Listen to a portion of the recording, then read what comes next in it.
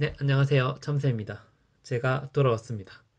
다들 새해 복 많이 받으십시오.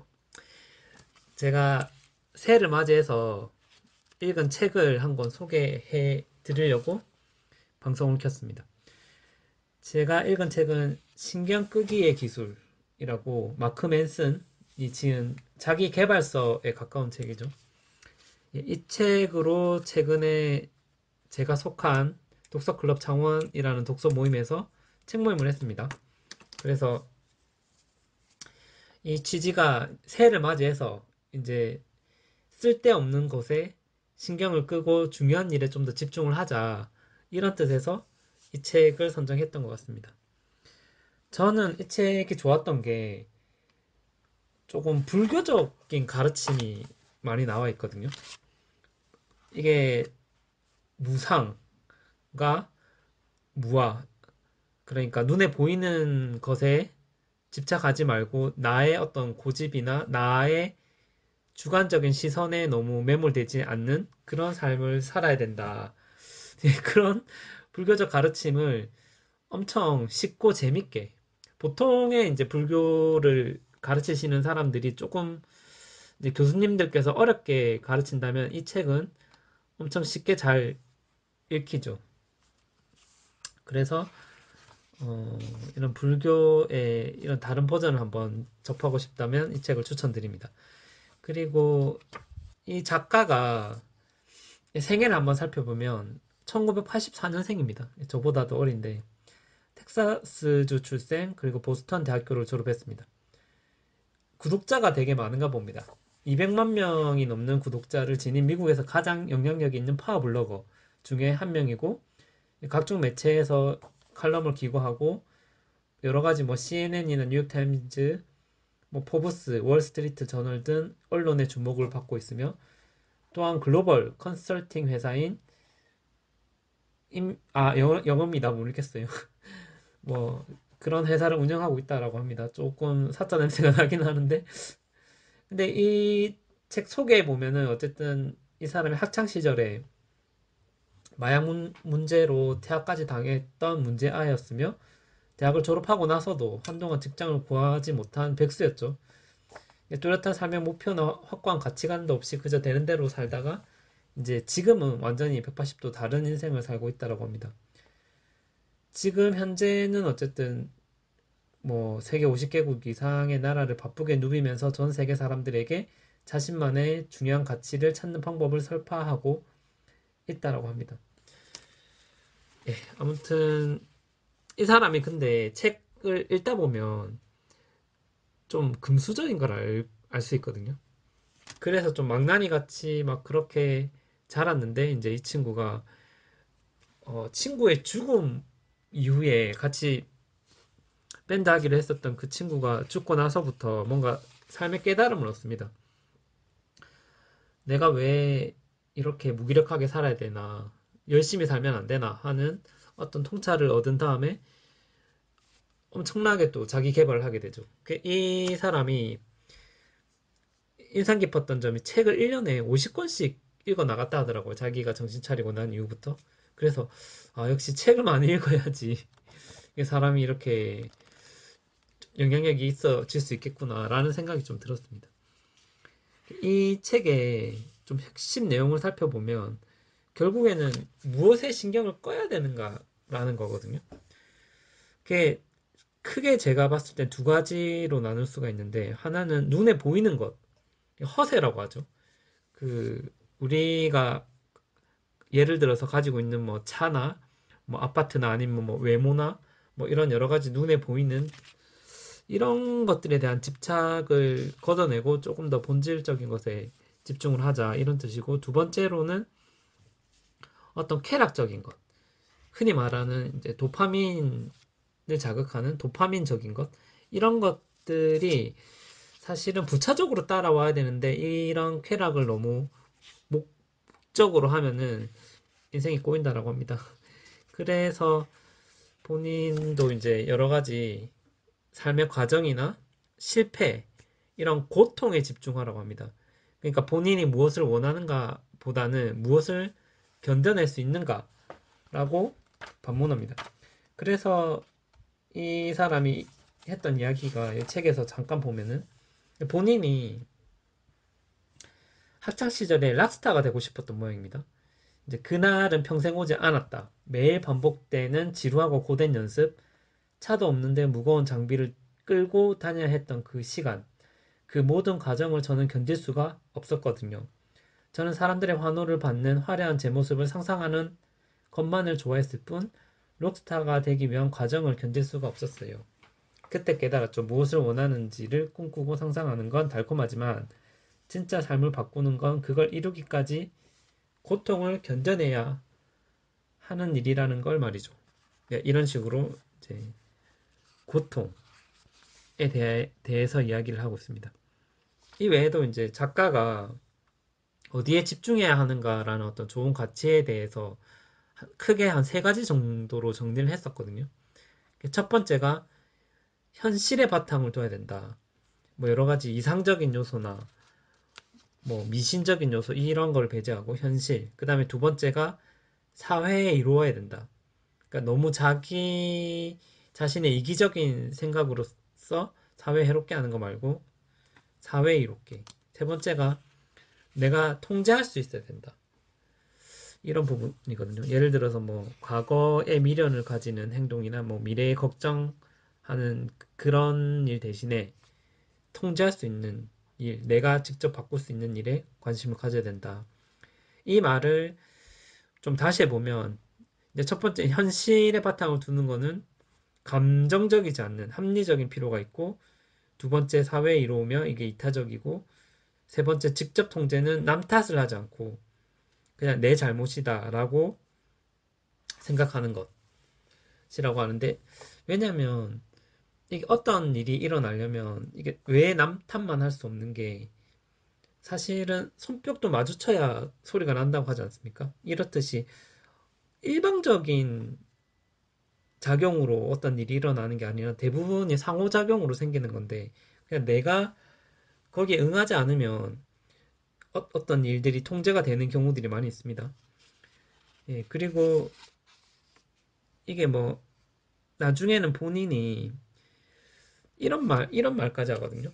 그러니까 상, 본인의 여자친구가 바람을 폈는데도 그거를 물론 뭐 여자친구가 잘못했지만 나중에는 이게 다 내가 잘못한 부분이 있기 때문에 이런 일이 일어나는구나라고 회상하는 장면까지도 나옵니다.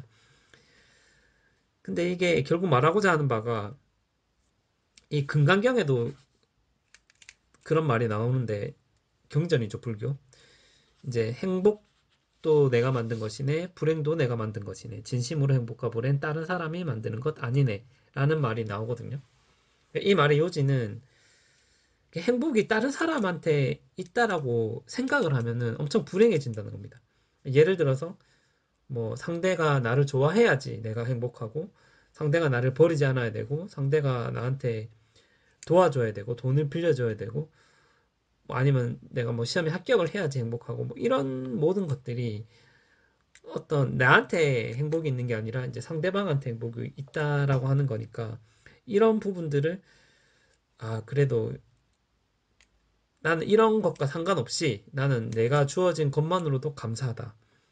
그러니까 이게 결국 작가가 말하는 이런 직접 통제한다라는 것도 결국에는 통제할 수 있는 거는 결국 감사의 영역이거든요.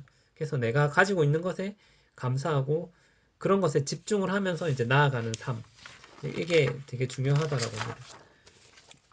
어쨌든 이 책 내용을 다시 챕터 1부터 한번 천천히 한번 살펴보도록 하겠습니다. 첫 번째, 애쓰지마 노력하지마 신경 쓰지마 라는 게 제목입니다. 이게 한 명의 미국 작가로 이야기로 시작을 하거든요. 이 작가가 미국 문단의 언더그라운드의 전설 찰스 부코스키라는 사람입니다. 저도 처음 들어보는데 이 사람이 그 평생을 좀 쓰레기처럼 살았다고 합니다. 한결같이 근데 성공을 했음에도 불구하고 계속해서 뭔가 그런 부에 대해서 그런 거를 집착하기보다는 평생을 그냥 그렇게 쓰레기처럼 살았다고 하는데 이 사람을 좀 이상형으로 보고 그렇게 묘사한 부분이 있습니다. 한번 읽어보면, 그는 작가가 되고자 했죠. 그러나 수십 년 동안 투고를 했음에도 그의 작품은 잡지와 신문, 학술지, 에이전트, 출판사에서 번번이 대짜를 맞았다.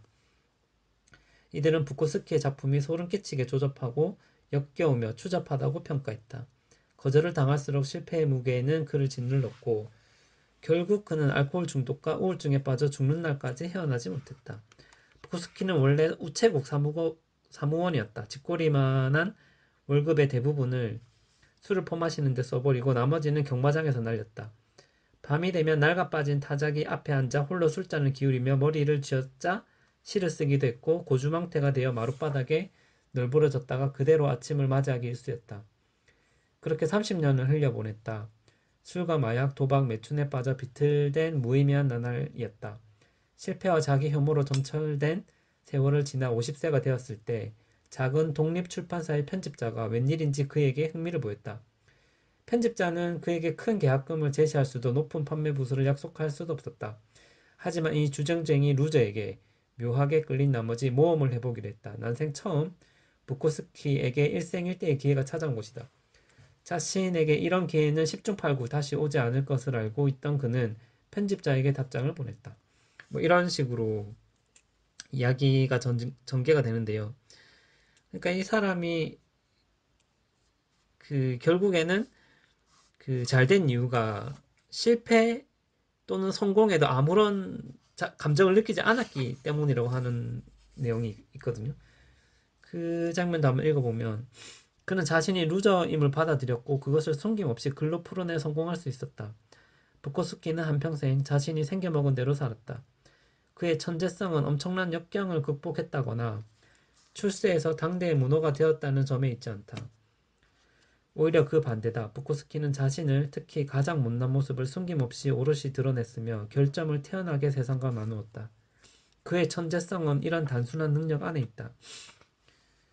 부코스키가 성공한 진짜 이유는 자신의 실패에 초연했기 때문이다. 그는 성공 따위에 신경을 끄고 살았다. 유명해진 뒤에도 시 낭송회에서 많지 한 채로 나타나 독자에게 막말을 퍼붓다. 별로 좋은 예시는 아닌 것 같은데 어쨌든 그러니까 외부 조건에 상관없이 자기답게 살았다라는 거죠. 그래서 실제로 성공한 사람들이 오히려 허세가 없고 눈에 보이는 면에 신경 쓰지 않는다라고 합니다. 저도 이 비슷한 예시로 예전에 아는 형님이 그 외제차 이 딜러랑 이야기하는 거 들었는데 그 실제로 외제차를 사러 오시는 분들은 되게 막 정장 입고 막 그렇게 있는 척 하면서 오시는 분들이 아니랍니다. 그냥 그 막 쓰리빠 신고 오는 그런 사람들이 오히려 차를 살 확률이 높다라고 하더라고요. 그래서 그런 면에서 조금 허세가 없는 게 오히려 더 대단한 사람들이 더 많은 것 같습니다. 그리고 25페이지 보면 이것도 재밌거든요.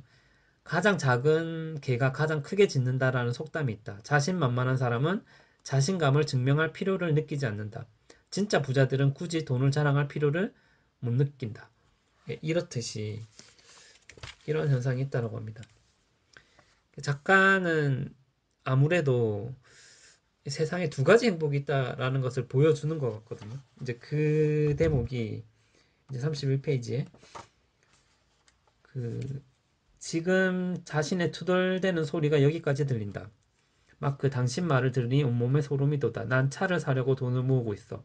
굶어가며 해병용 몸을 만들고 있고 값비싼 복근 운동 기구도 샀어. 게다가 호숫가 큰 집에 살기를 꿈꿔왔어. 이런 것들에 신경을 끄라고 하면은 맙소사. 그러면 난 아무것도 성취할 수 없잖아. 난 그러기 싫은데 어쩌지?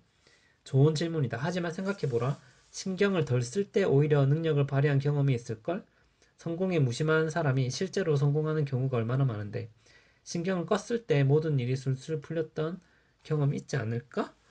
라고 이야기를 합니다.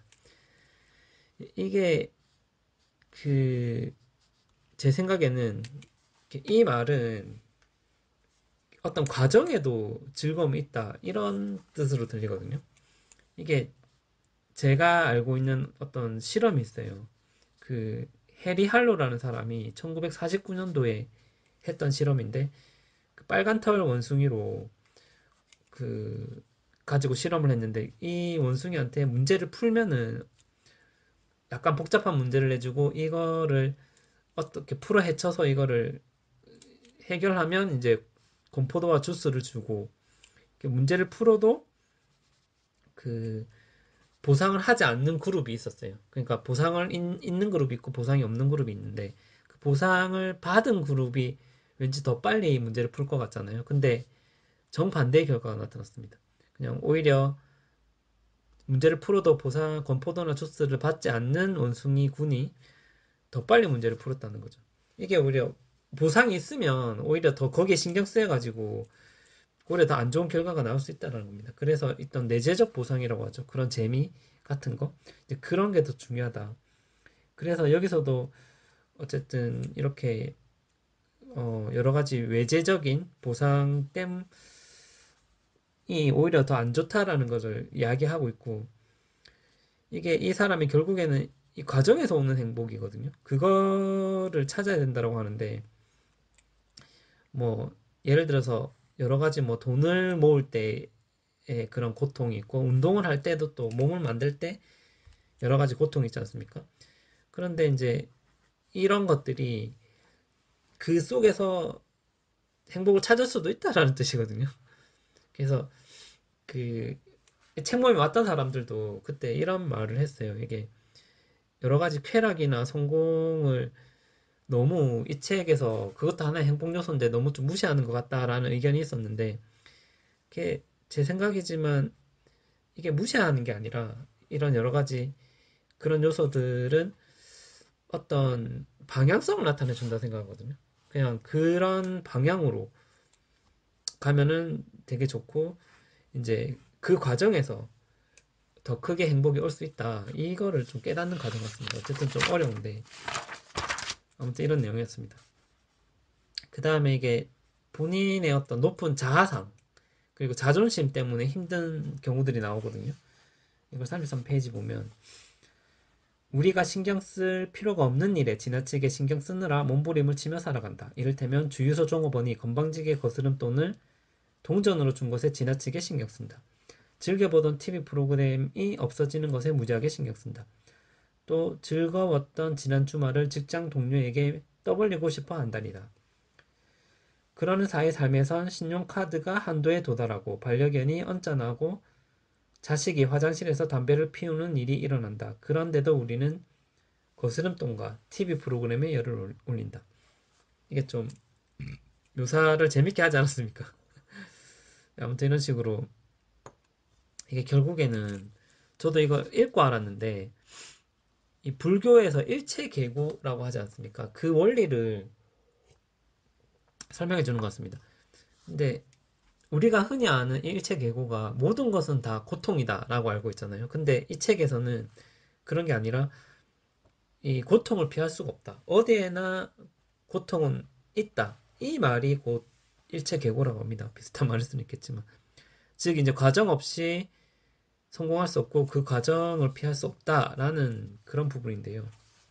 이게 페이지 37페이지를 보면 이런 말이 있습니다. 우리에게 고난이 부족할 일은 없다. 그럴 일은 없다. 옛말에 네가 어디로 가든 그곳에 내가 있다라고 했다. 고난과 실패도 그렇다. 당신이 어디로 가든 그곳에 200kg짜리 똥덩어리가 당신을 기다리고 있다.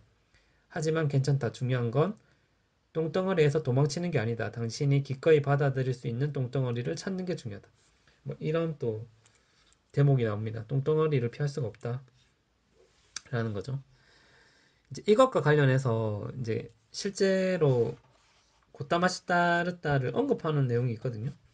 54페이지 보면 몇 년 뒤 왕자는 자신만의 철학을 세워 세상에 설파했는데 그 첫 번째 가르침이 이렇다. 고통과 상실은 피할 수 없으니 그에 저항하려는 마음을 버려라. 사람들은 훗날 그를 부처라 불렀다. 노파심에 덧붙이자면 그는 꽤 거물이었다. 예, 이런 식으로 부처에 대해서도 설명을 하고 있습니다.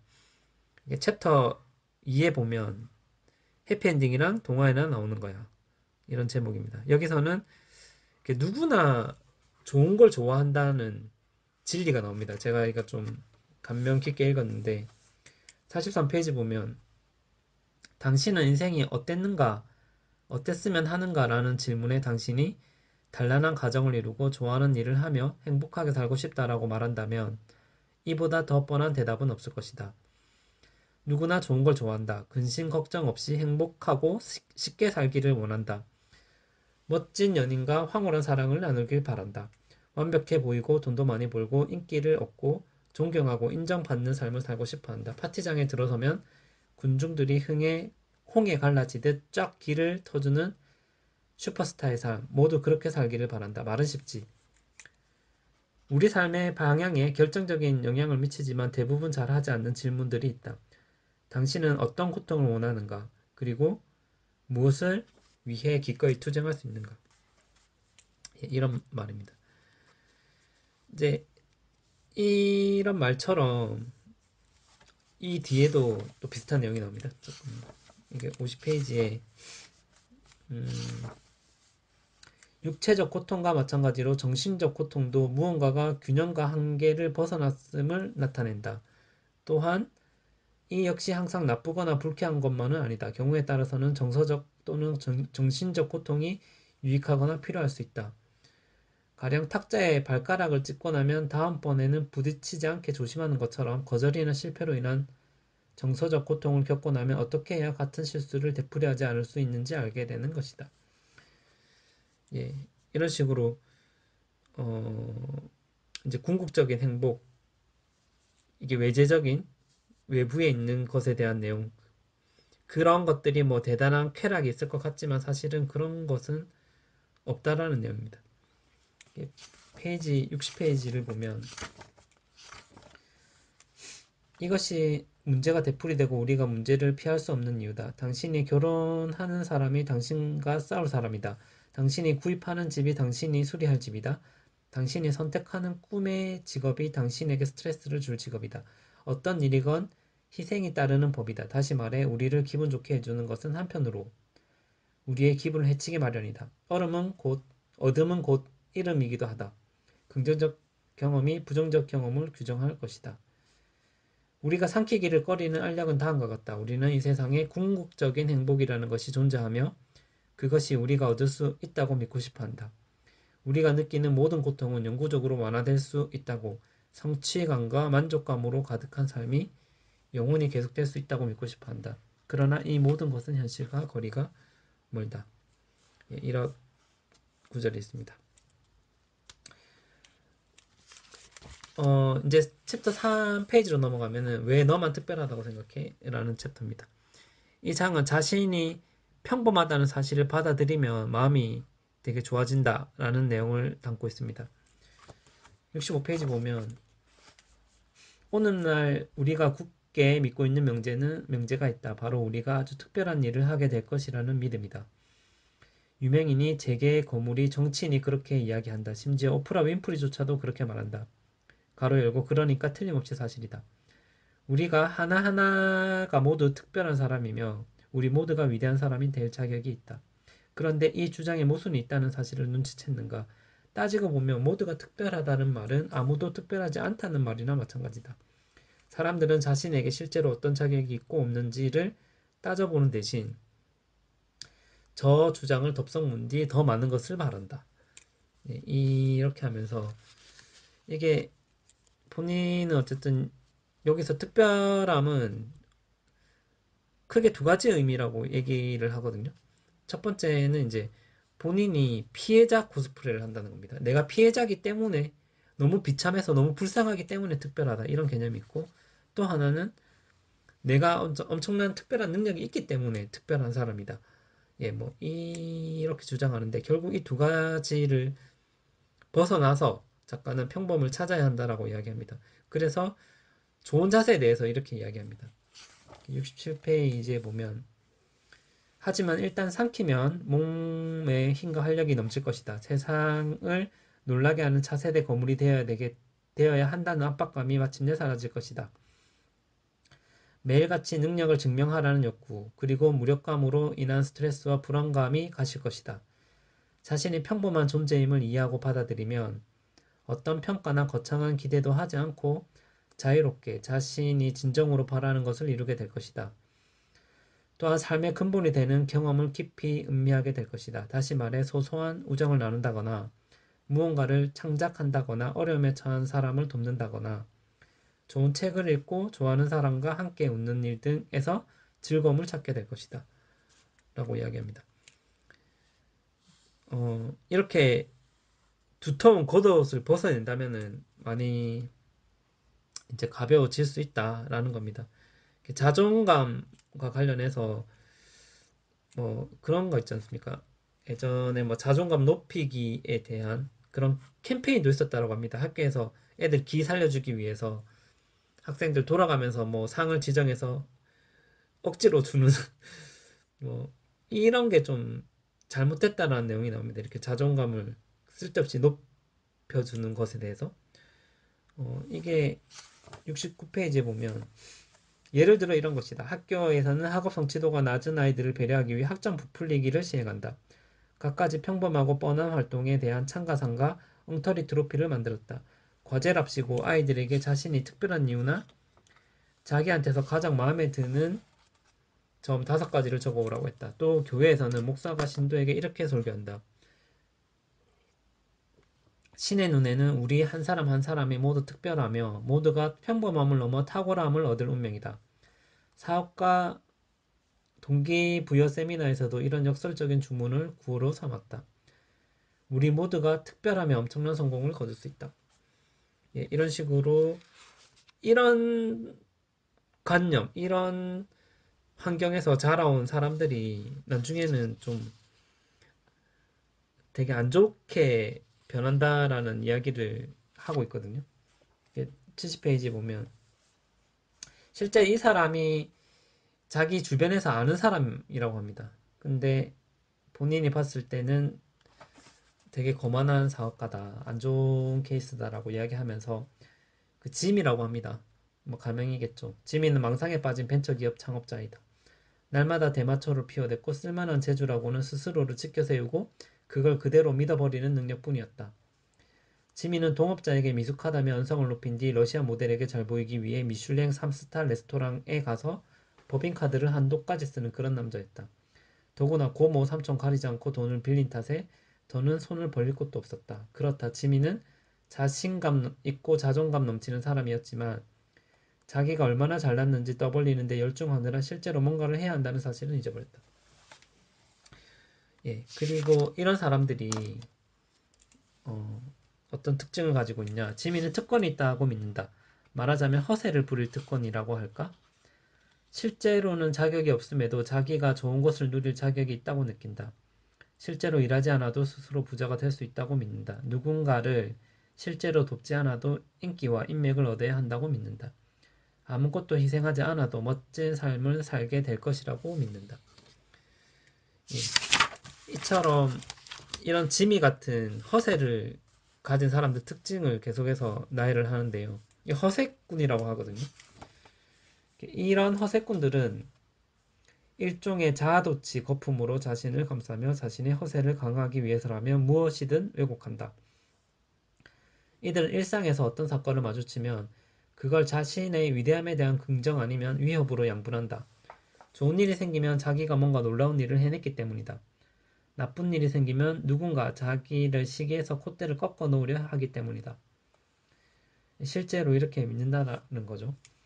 허세에 빠진 자는 무엇에도 휘둘리지 않는다. 이들은 망상 속에서 우월감을 충족하는 데 몰두한다.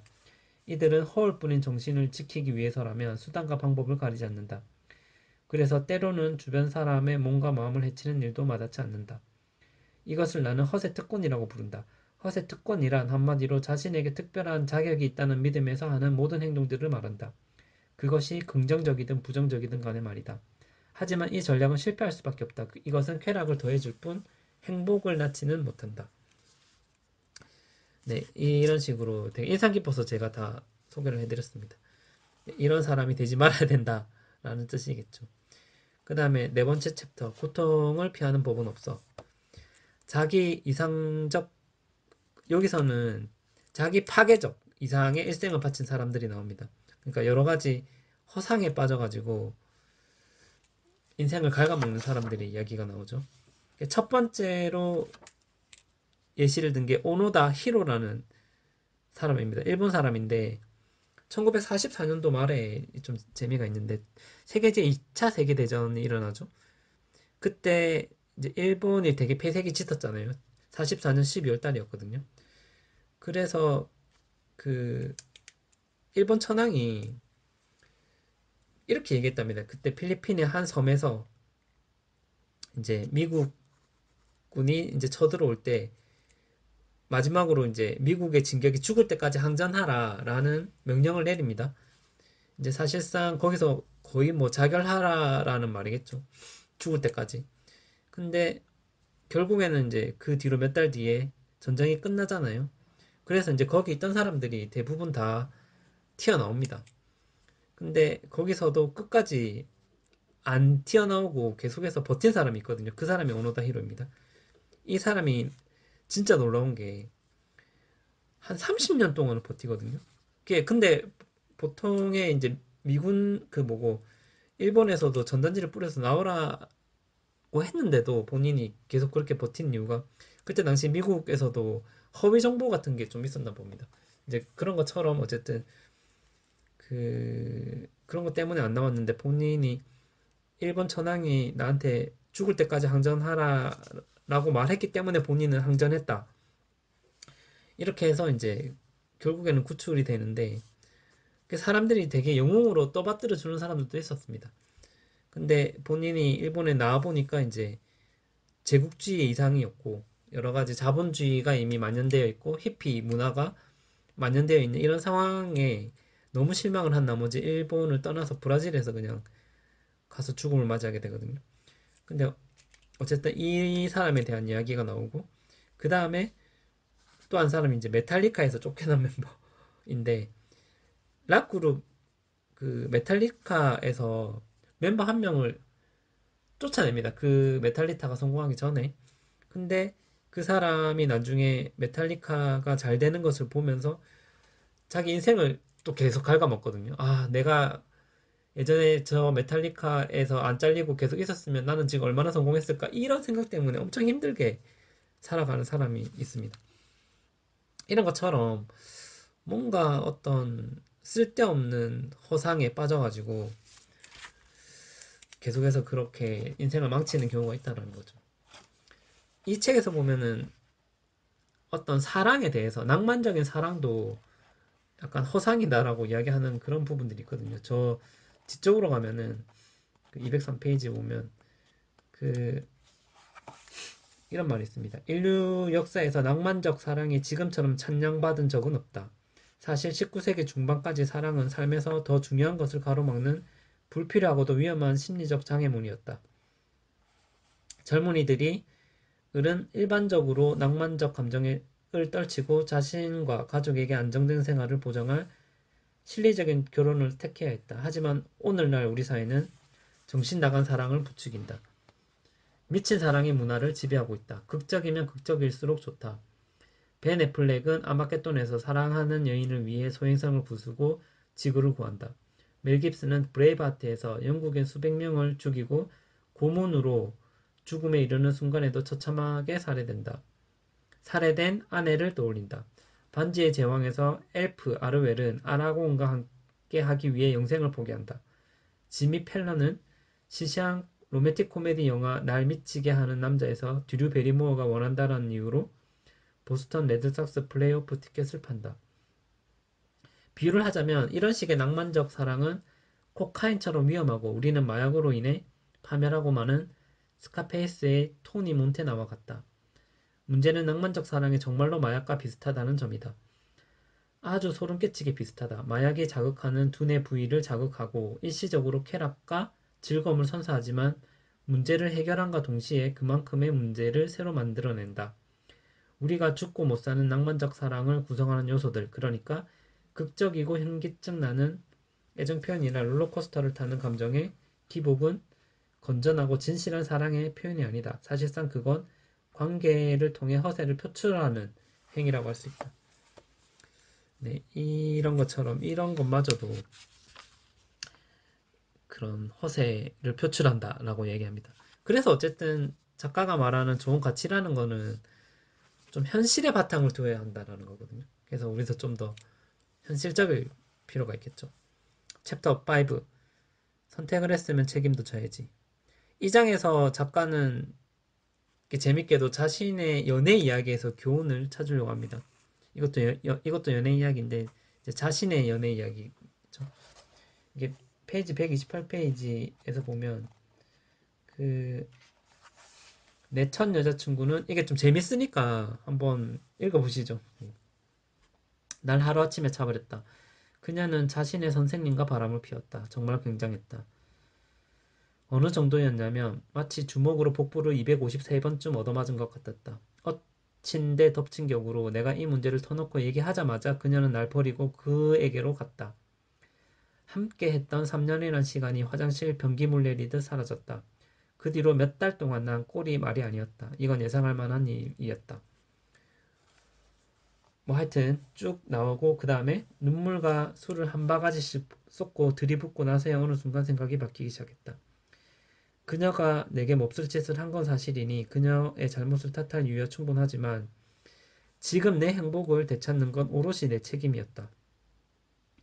그녀가 짠 하고 나타나서 내 문제를 해결해 줄 리는 절대 없었다. 내 문제는 내가 해결해야 했다. 생각이 바뀌자 상황도 바뀌었다.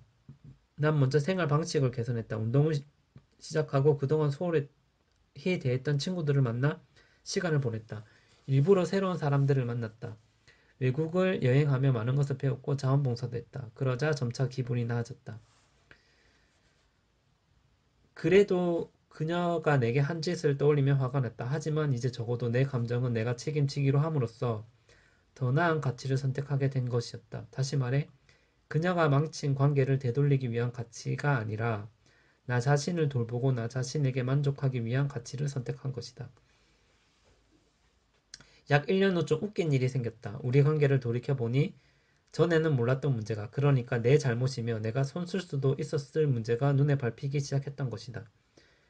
내가 좋은 남자친구가 아니었다는 생각이 들었다. 그리고 곁에 애인이 있는데 뭔가에 홀린 듯 바람을 피우는 일은 기존의 관계에서 행복감을 느끼지 못할 때 일어난다는 걸 알게 되었다. 예, 이런 식으로 여기서 이제 중요한 게 잘못이 자기 자신에게 이제 찾는 그런 과정이 나옵니다. 실제로 그는 좋은 가치에 대해서 직접 통제할 수 있어야 한다라고 했죠. 네, 그런 것처럼 이 사람은 자기 잘못을 돌아보고 자기의 어떤 행동에 책임을 지는 그런 식으로 좀 방향을 바꿨습니다. 네. 마찬가지로 바람을 피우는 일이 한 명만 잘못한 게 아니라 뭐 자기도 잘못했기 때문에 일어난다는 것을 알게 됐다라고 합니다. 그 다음에 넌 틀렸어. 물론 나도 틀렸어. 여섯 번째 챕터입니다. 이 장은 우리 자신을 너무 맹신하지 말아야 한다는 장입니다. 어떤 일을 할 때 내 주관에 치우치지 말고 남들은 어떻게 하는지 좀 봐라라는 겁니다. 여기에서 작가는 한 실험을 소개합니다. 148페이지에 보면 실험이 있는데요. 이런 실험이 있다. 참가자들을 버튼이 몇 개 있는 방에 무작위로 한 명씩 넣는다. 그리고 특정 행동을 하면 점수를 얻었음을 알리는 불이 들어온다. 참가자들은 그게 어떤 행동이었는지 알아내면 된다. 일반적으로 각 참가자는 점수를 더 얻는 데 필요한 일련의 행동을 10분에서 15분 안에 알아낸다. 그런 행동은 보통 아주 이상한 것인데 이를테면 한 다리로 서 있거나 특정 시간 동안 누른 버튼에 긴 순서를 특정 방향을 바라보며 암기하기 등이다. 그런데 여기서 재밌는 점은 사실 점수는 무작위로 주어진다는 것이다. 특정한 순서나 패턴 따위는 없다. 딩동댕 소리와 함께 켜지는 불과 자기가 뭘 해서 점수를 얻었다고 생각하며 제주 넘기를 하는 사람만이 있다. 자기가 어떤 행동을 했다고 생각해서 과학적인 구석이 있지만 아무튼 이 실험의 핵심은 인간의 마음이 얼마나 빨리 거짓말을 생각해내고 그걸 믿을 수 있는지를 보여주는 거다. 그리고 결과에 따르면 우리는 전부 거짓말의 달인이다. 참가자들은 하나같이 방을 나서며 자기가 실험을 파헤쳐서 게임을 이겼다고 확신했다. 예. 이렇게 이 실험이 사람은 너무 자기 의미나 확신에 빠져서 산다라는 겁니다. 이게 객관적으로 어쨌든 실험으로서 이렇게 증명이 됐지 않습니까?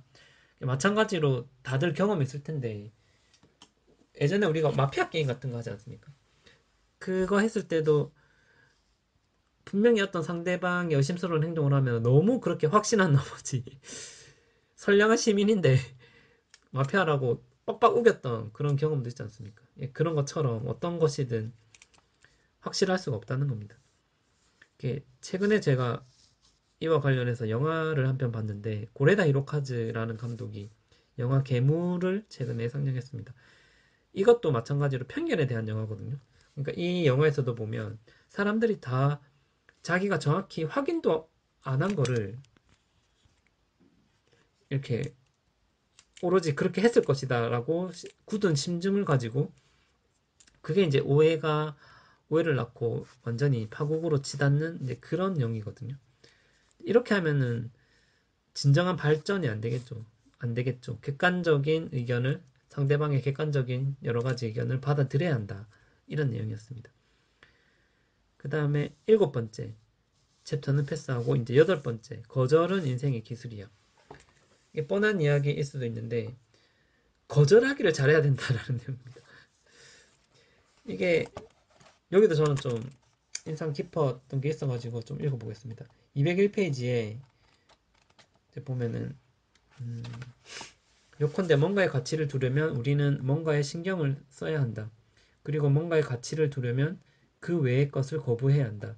즉, X의 가치를 두려면 X가 아닌 것을 거부해야 한다. 거부는 가치관과 정체성을 유지하는데 필수 불가결한 요소다. 무엇을 거부하느냐가 우리를 규정한다. 아무것도 거부하지 않는다면 아예 정체성 자체가 형성되지 않는다. 무슨 수를 써서라도 거부와 대립, 갈등을 피하려는 욕구, 모든 걸 동등하게 여기고 모든 걸 조화롭게 만들려고 이런 욕구를 교모하고 심각한 형태의 허세다. 응석바지들은 자신의 기분이 항상 좋아야 한다고 믿기 때문에 거절하거나 거절당하는 상황 자체를 무조건 피하고 본다. 본인이나 타인의 기분이 나빠질 수 있으니까. 그리고 거절을 회피하기 때문에 이들은 쾌락과 자아도취에 빠져 가치 없는 삶을 살아간다. 이들이 신경 쓰는 것이라고는 쾌락을 조금이라도 더 유지해서 곧 닥쳐올 실패를 요리조리 피하고 고통스럽지 않은 척하는 것뿐이다. 거절은 인생을 살아가는데 꼭 필요한 기술이다. 불행한 관계에 얽매이고 싶은 사람은 아무도 없다. 짜증나고 불안정한 직장 생활에 얽매이고 싶은 사람도 없다. 하고 싶은 말을 못하게 만드는 문화를 달가워하는 사람도 없다. 그런데 사람들은 언제나 그런 걸 선택한다. 솔직함은 인간의 본능이다. 우리가 솔직하게 살아갈 수 있는 한 방법은 서로 아니요 라는 말을 일상적으로 하는 것이다. 그런 식으로 거절을 하면 오히려 관계가 좋아지고 감정이 건전해질 것이다. 라는 내용이 나옵니다. 저도 뭐 직업 특성상 부탁을 많이 받는 직업이고 또 어쩔 수 없이 거절을 많이 하긴 하는데 할 때마다 마음이 상당히 불편하죠. 근데 이 책을 읽고 나서 조금 더 과감하게 거절해야 되겠다 이런 생각이 듭니다. 그리고 챕터 9는 결국 우린 다 죽어 라는 챕터입니다. 저는 이 작가가 죽음을 직시했다라고 했고 그 다음에 그것 때문에 본인이 중독적인 것을 끊었다라는 내용이 있었는데 그게 참 부러웠고 엄청 와닿았거든요. 왜냐면 사실은 누구나 중독적인 행동으로 고통스러워하지 않습니까? 그런데 그거를 죽음을 직시하면서 끊었다라고 확신할 수 있다는 게 어쩌면 좀 우리한테 그런 희망을 주는 것 같습니다. 이 책에는 같이 락밴드 하자고 했었던 그 친구의 죽음 이야기가 나오는데요. 그 친구는 그 어느 날 파티에 갔다가 심지어 수영을 잘 못하는 친구였는데 다이빙 하는 그 절벽에 올라가서 다이빙 하다가 죽게 되거든요. 근데 이제 이 스토리도 나름 인상적입니다. 224페이지를 보면 그해 여름 난 엄마네 소파에 앉은 채로 절망의 구렁텅이에 빠져 한때 조씨와의 우정이 존재했던 무한하고 불가해한 10년을 바라보고 있었다. 그해 불현듯 이런 깨달음이 내리를 스쳤다. 어떤 것도 해야 할 이유가 없다면 어떤 것을 하지 말아야 할 이유도 없다. 어차피 언젠가 죽을 거라면 두려움이나 민망함, 수치심 따위에 굴복할 이유가 없다. 이것들은 결국 아무것도 아니다. 짧은 인생 대부분을 고통과 불편함을 피하는 데 써버린 나는 사실상 삶을 피해온 것이나 마찬가지다. 그해 여름 난 대마초와 담배, 비디오 게임을 끊었다. 록스타가 되겠다는 달콤한 상상에서 빠져나와 음악 학교를 그만둔 뒤 대학에 들어갔다. 체육관에 다니며 살을 엄청 뺐다. 새로운 친구를 사귀었다. 난생 처음 여자친구를 만났다. 공부라는 걸 실제로 해보자. 일단 신경만 쓰면 좋은 점수를 받을 수 있다는 놀라운 사실을 알게 되었다.